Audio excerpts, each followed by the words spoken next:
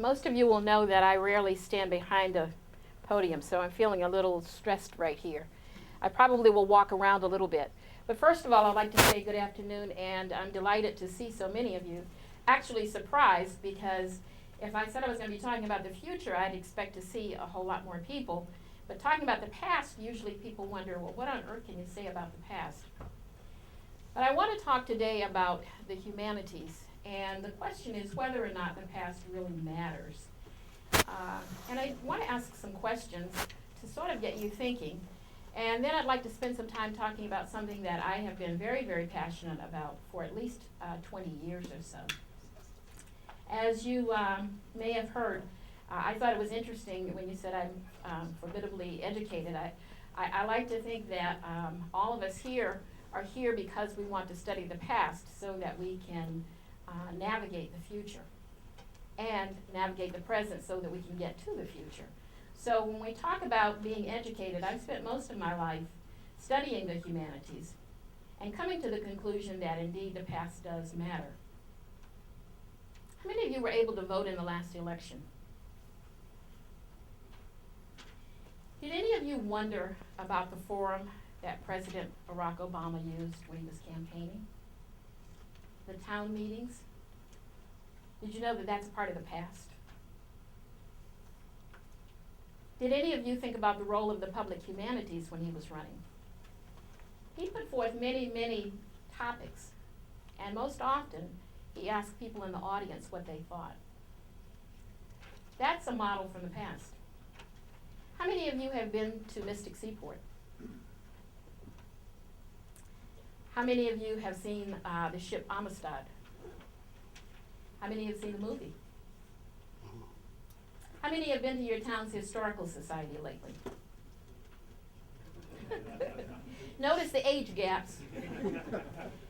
How many have attended a book discussion at your local library? How many of you have seen an exhibit called Barn Again? You know, like barns outside, celebrating an American icon? How many of you have been to Washington, D.C. to any of the Smithsonians?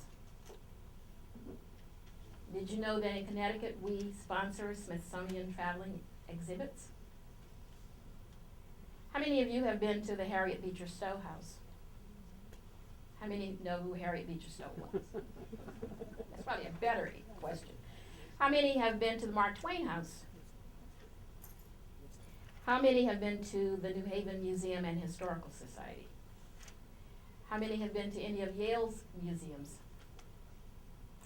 How many have been to the Stanley Whitman House or the Webb Stevens Dean House or any of the houses that are on the National Registry here in Connecticut? How many of you have gone to the slavery exhibit down in Stamford?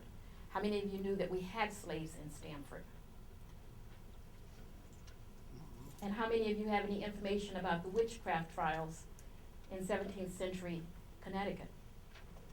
Because usually we think of that as being associated with another state, don't we?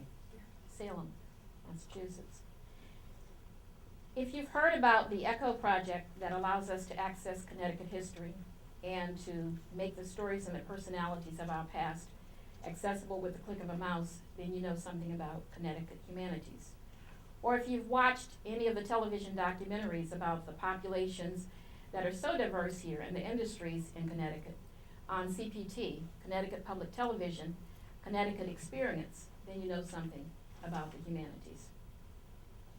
How many of you, this is my favorite one, how many of you were on the invited guest list for January 27, 2009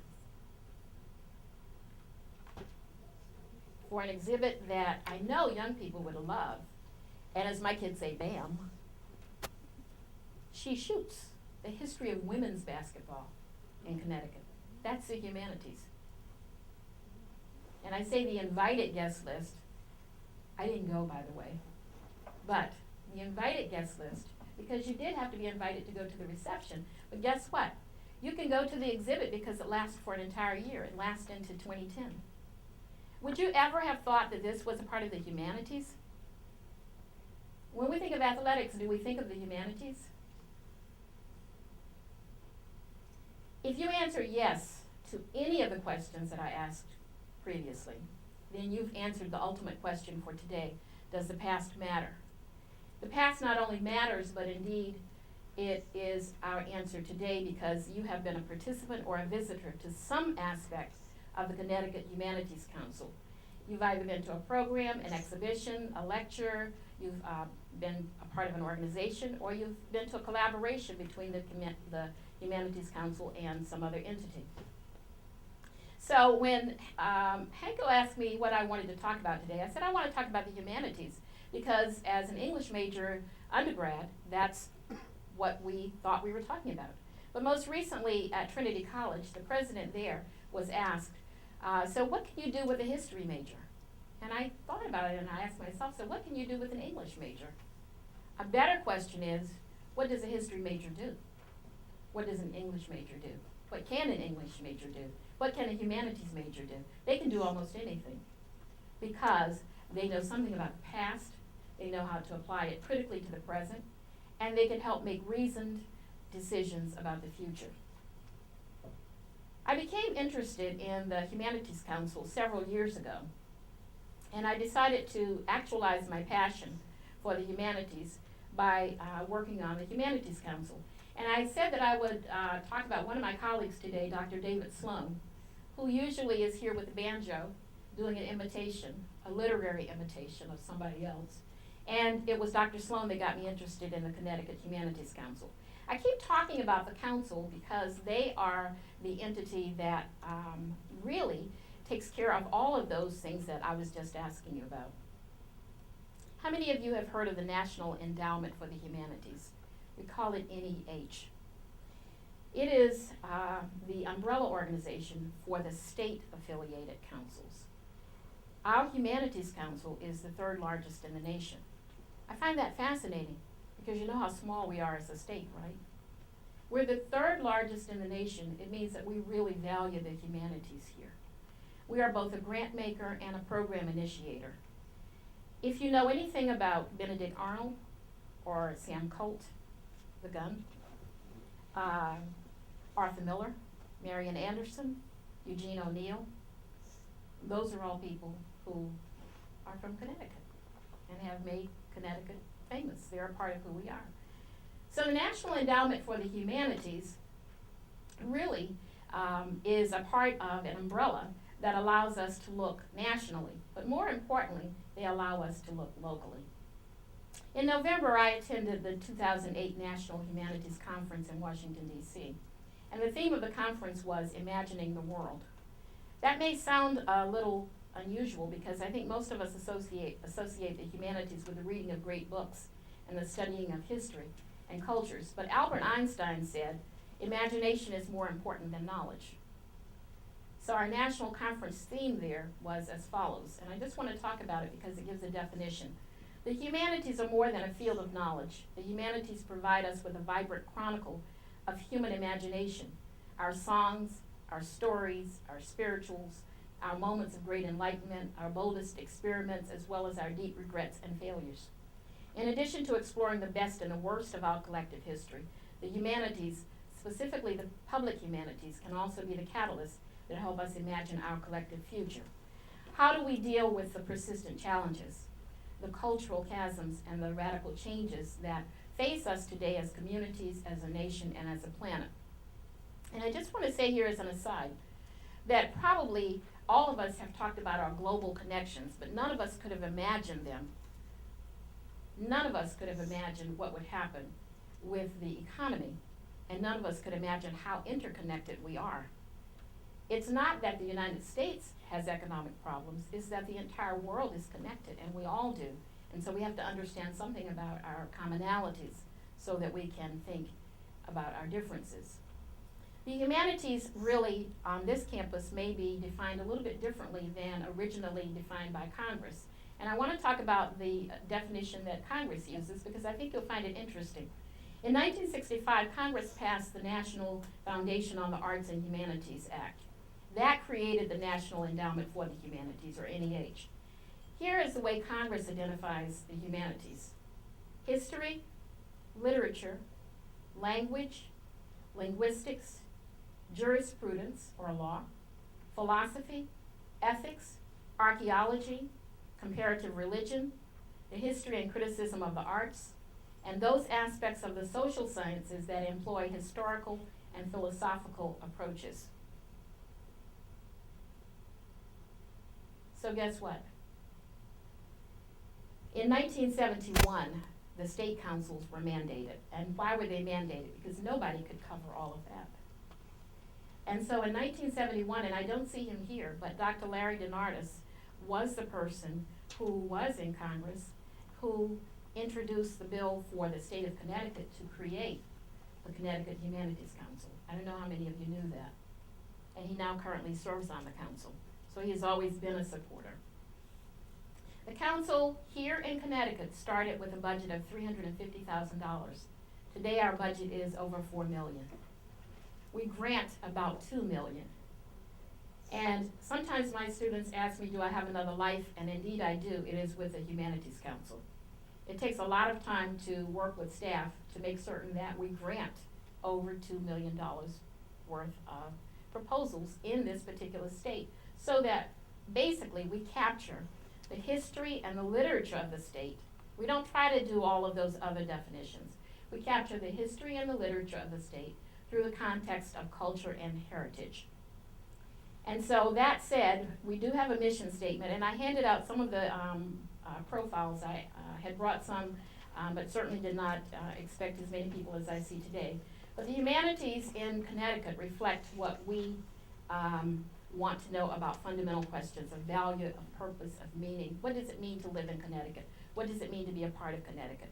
I was just talking to Will Harris a little bit ago while we were setting up.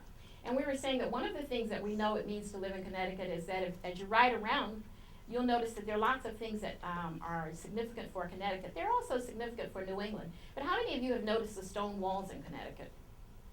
How many of you are from Connecticut? How many of you have stone walls somewhere on your property? Did you know that there's a history there? That you can't take those down without going through the law. Because the history there is that those provided the boundaries. So you have to know that history so that you just don't go out and do foolish things. And that's just something that's really simplistic, but it's knowing something about Connecticut.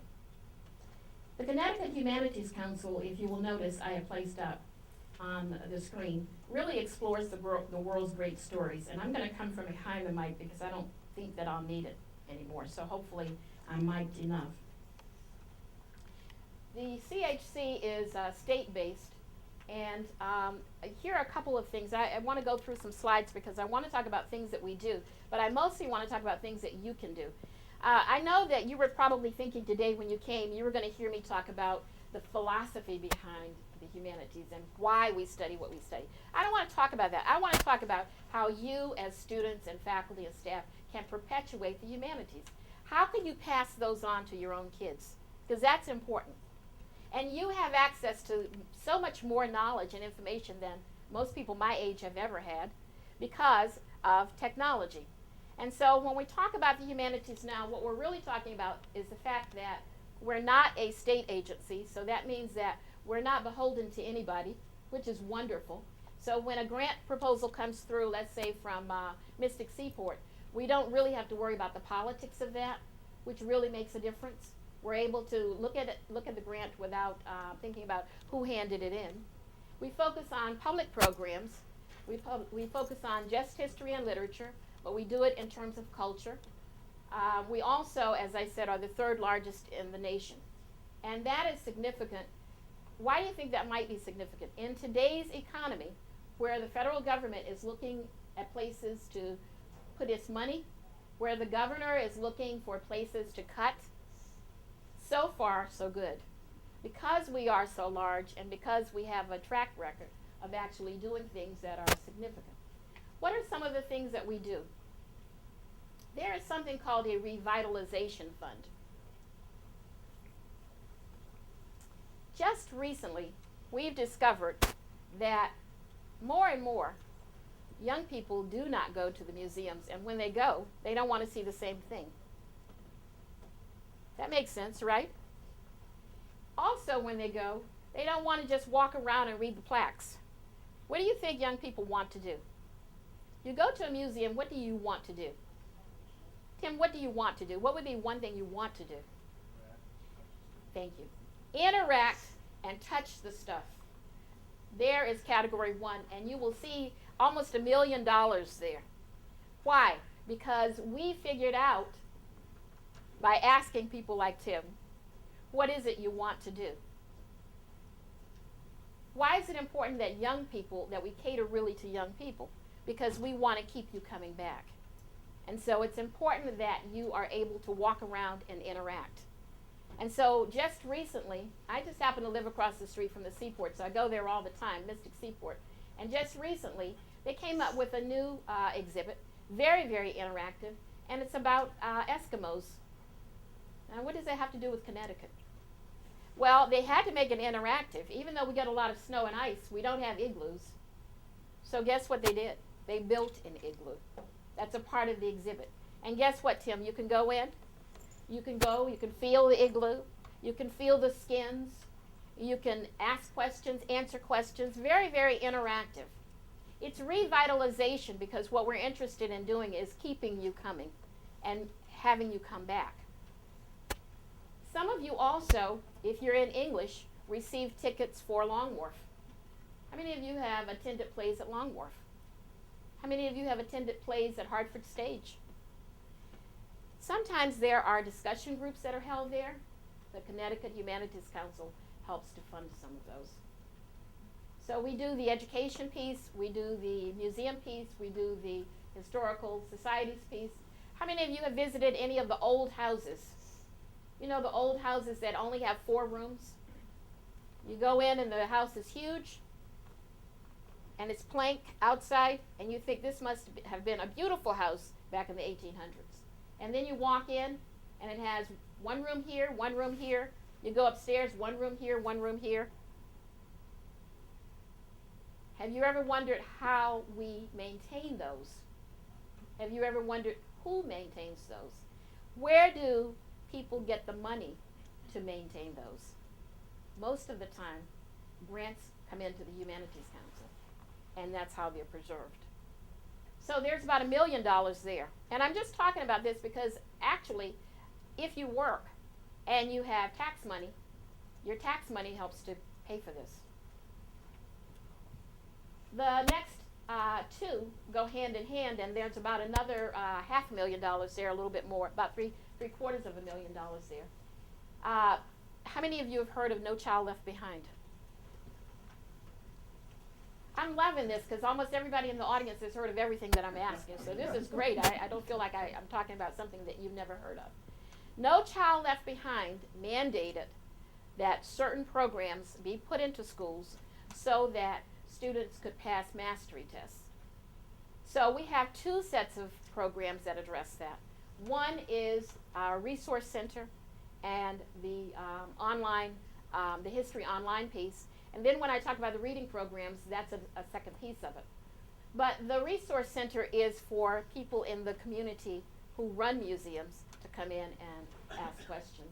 And the online encyclopedia is a big project. We call it ECHO.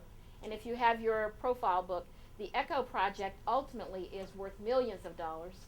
And we use scholars from all around to write the essays and the pieces.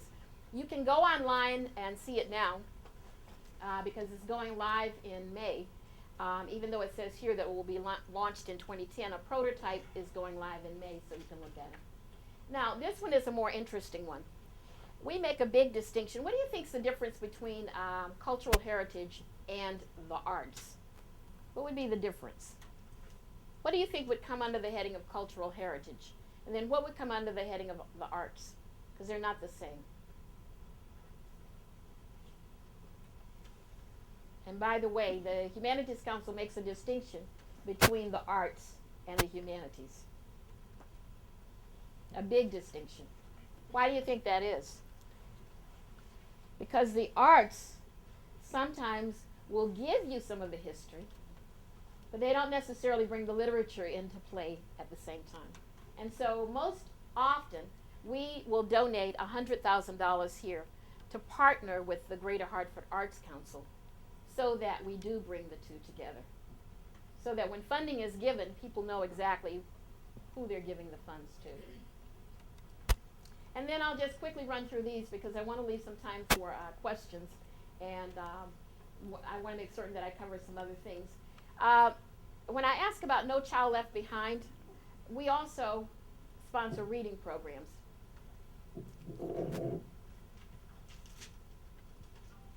Family Read is an outgrowth of something else that we had called Mother Read and Father Read. Mother Read. Let's talk about that for a few minutes. When you were young, who read you your bedtime story? Most of the time. How many fathers do you think read bedtime stories? Tell the truth. How many fathers read bedtime? How many of you had a father that read a bedtime story? My father was a teacher and he didn't read me any stories. How many of you had a mother who read your bedtime story? How many of you assumed that before you went to bed, your mother would read you a story? Do you know that there are lots of kids where that doesn't happen?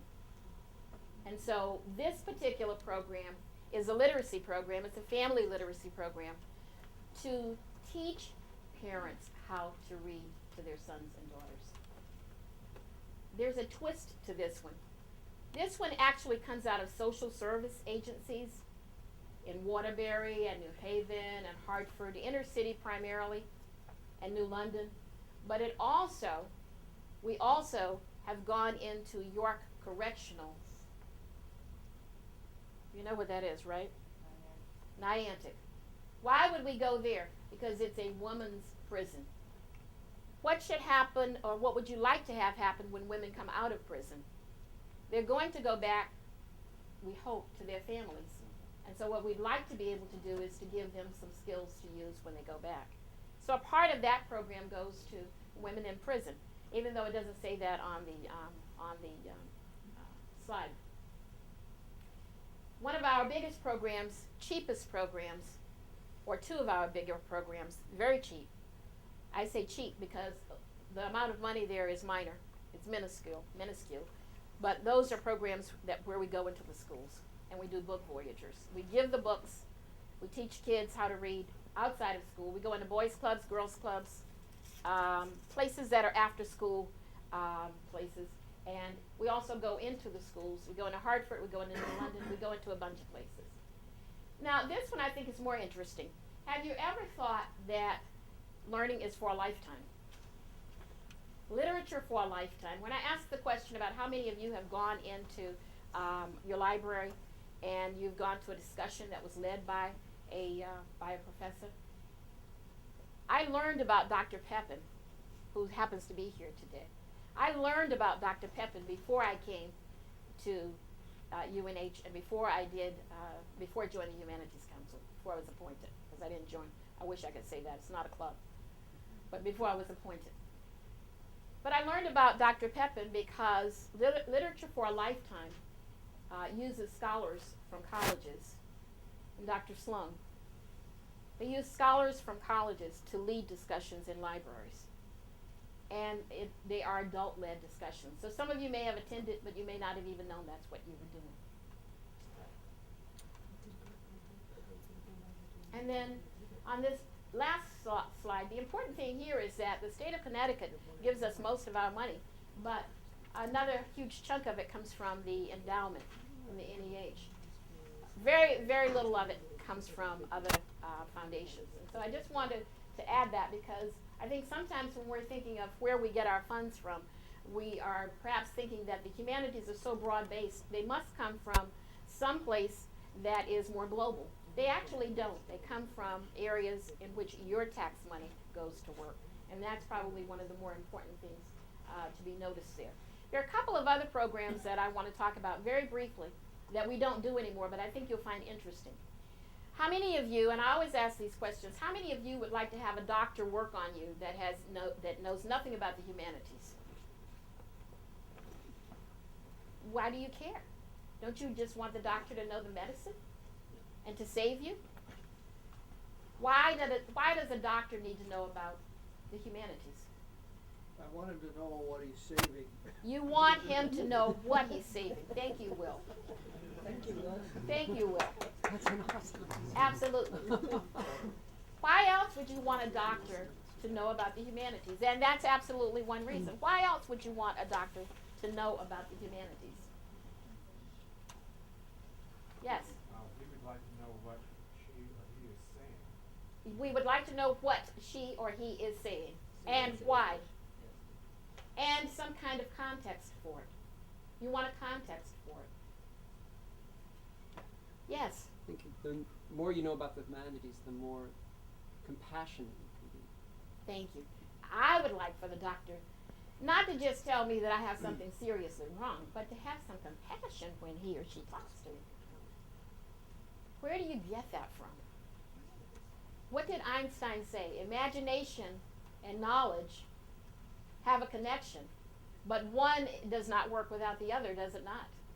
So you have a doctor that knows everything from the medical books, but has no compassion, no imagination about the possibilities of what can happen. You have to know something about the humanities. How would you like to have a lawyer that knows nothing about the humanities?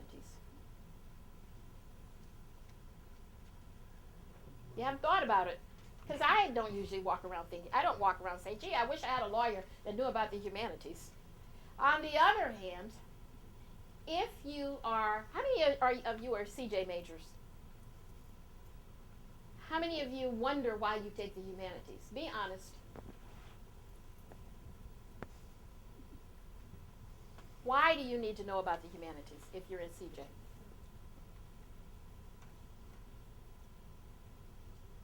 Well, this is interesting. When I asked how many CJ majors I had, I saw a bunch of hands. But now that I'm asking this question, nobody's a CJ major. Yes. To develop a passion and compassion for the people. A passion for what you're doing and compassion for the people that you're dealing with. And don't you need to know something about cultures? You always need to know something about cultures. Did any of you listen to President Obama's speech when he was, the evening that he was talking, the State of the Union? Did any of you listen to his inauguration speech? Did you listen to his metaphors? His metaphors dealt with people. He talked about history, but he really dealt with people. So we can know the history, we can know the law, we can know the medicine, we can know the philosophy, we can know the English, we can know all of that, but we always have to put it all together so that the humanities are the basis from which we operate. And so when we talk about the humanities, you'll notice that the sources are varied because the humanities touch a variety of people. One of the programs that we don't offer anymore, simply because we don't have the money, is called Literature in the Professions. So you didn't see it up here.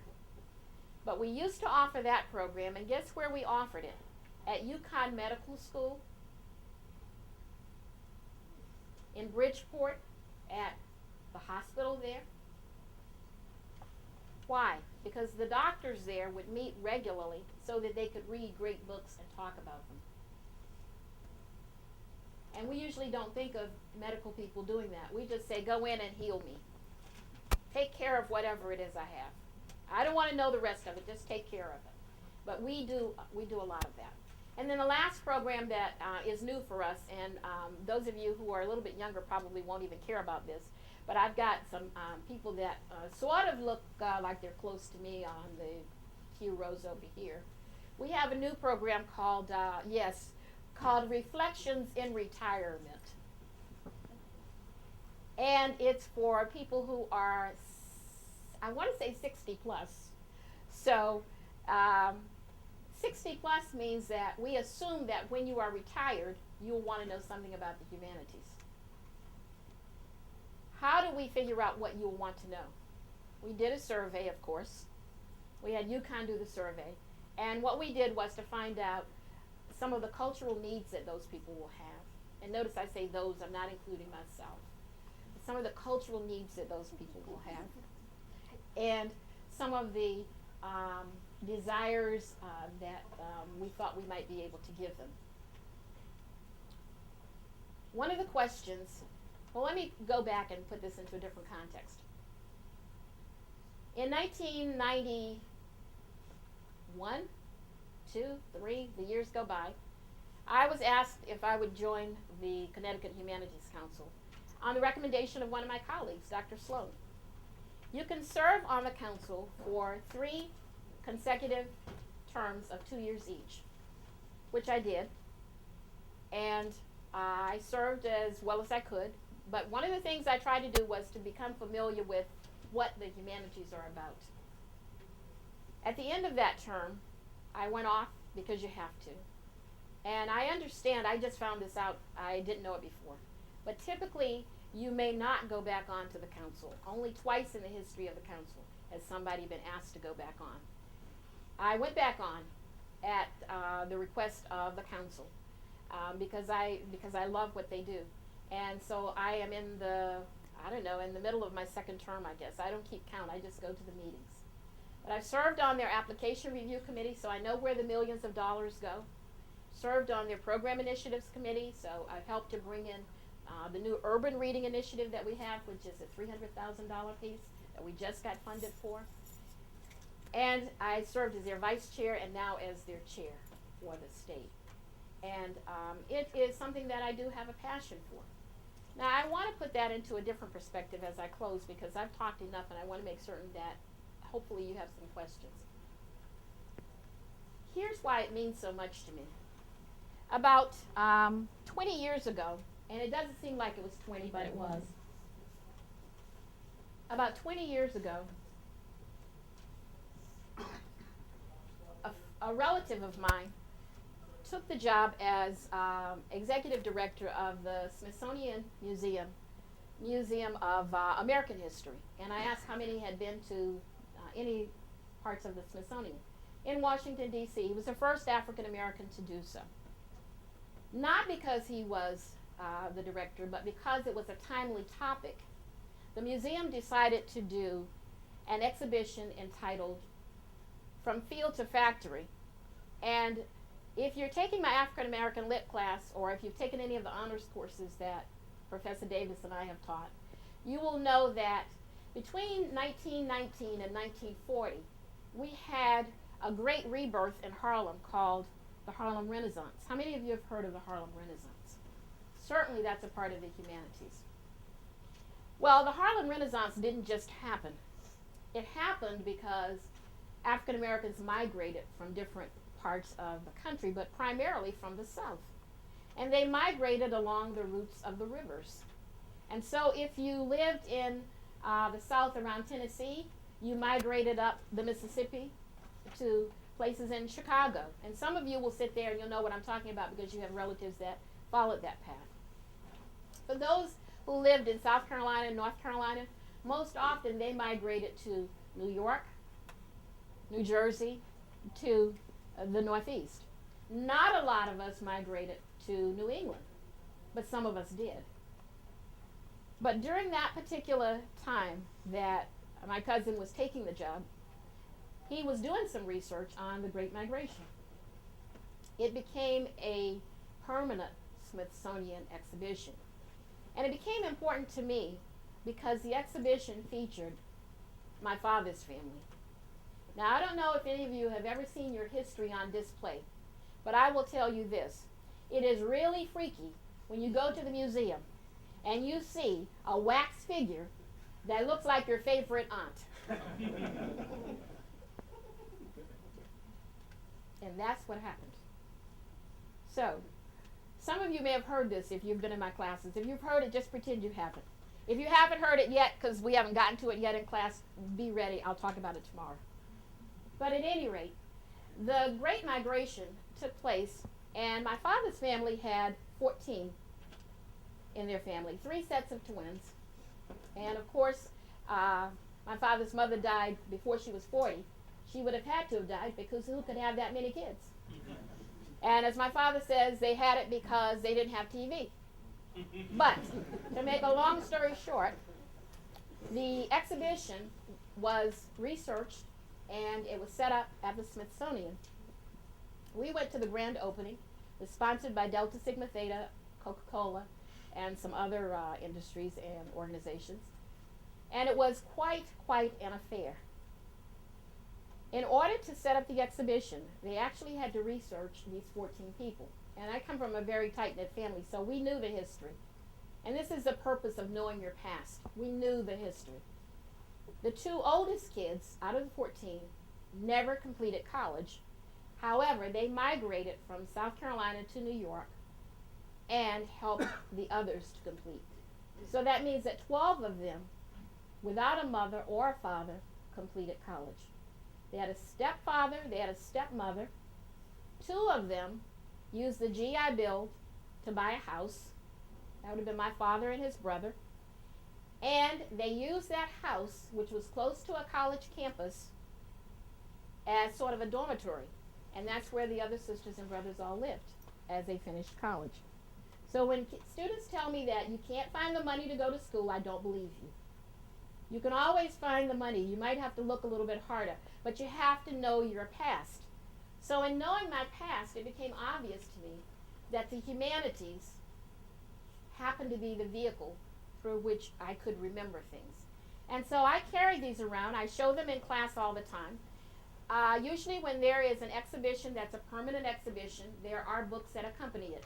You can tell these are worn, 20 years old, but I thought I would show you that in the very first part of the book, and I did not ask Will to bring me an overhead, and I did not scan it because I think it loses something when you scan it. But in the very first part of the book, and this is truly the humanities, in the very first part of the book, as you enter the exhibition in the Smithsonian, and it's no longer there because they renovated the Smithsonian, but as you would enter it, there was a picture of my father's oldest sister. And as I said, when you go in and you actually see something like that, it gives you the shivers.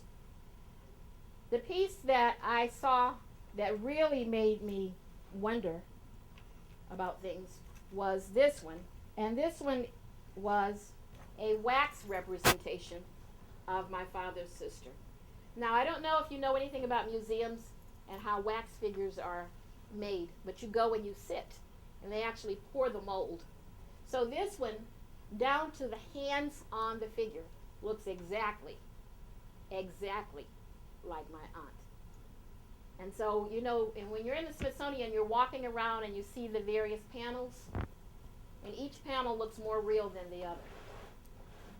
What's the point here? The point here is that by knowing the past, when it was time for the Connecticut Humanities Council to help fund a traveling exhibition from the Smithsonian, guess which piece they funded? It came to the Connecticut Historical Society in Hartford, and it was so exciting just to see the past. So my talk today was not about why the past is important theoretically, but why the past is important personally. Past is important if you know where you came from. The past is important so that you can know where you're going. I usually ask my students, how many of you have grandparents that are still alive? How many have great-grandparents that are still alive? Anybody? How many of your grandparents tell lots of stories? Put your hands up high. How many of your grandparents tell lots of stories? Okay, leave your hands up. How many of you listen to your grandparents when they tell stories? Yes, that's why I said leave your hands up, because I figured the hands would go down. I used to wish that my grandmother would stop telling the stories because she told the same ones over and over. But what happens if you truly listen to the stories? That's when the past really, really matters. Because the past will tell you what you can become. And it will tell you how you can become. Much, much more than your ancestors ever could have become. And so when I was asked if I wanted to talk about why the past matters because organizations like the Connecticut Humanities Council we need people like you to visit the heritage organizations. Next time you're in Mystic, don't ride past the seaport. Stop on in. If you're up in Hartford, don't ride past the Noah Webster House. Stop and go in. If you're going past the Wadsworth Athenaeum, stop and go in. If you're downtown and you see the New Haven Historical Society, go in. Because those are all areas that we either have funded an exhibition or funded something that the staff is doing. But we fund things all around the state to the tune of more than $4 million total. And that's why the past matters. It's expensive to preserve.